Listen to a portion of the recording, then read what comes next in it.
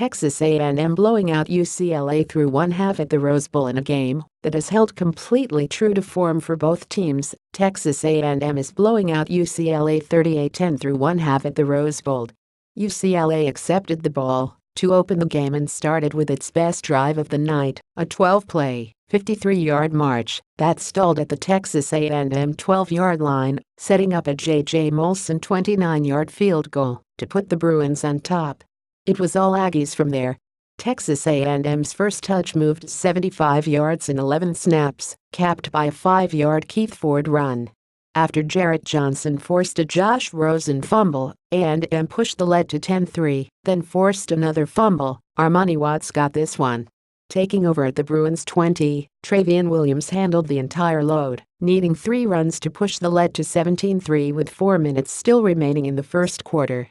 Texas A&M forced UCLA into a 3-and-out on its next 2 possessions, the second of which saw Stephen Flintoff boomer punt 57 yards to the Aggies 1.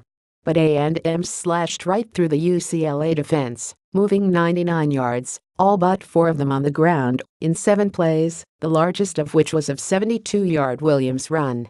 Ford pushed the lead to 24-3 lead with a 2-yard plunge at the 11:38 mark of the second quarter. He had third touchdown on A&M's next drive, this time a 1-yarder, to extend the lead to 31-3 with 4:11 to play before the half.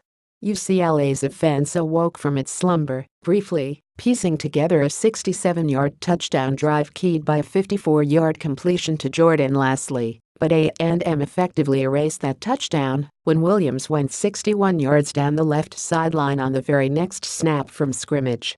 Texas A&M has completely manhandled UCLA at the line of scrimmage, rushing 36 times for 286 yards and 5 touchdowns as a team.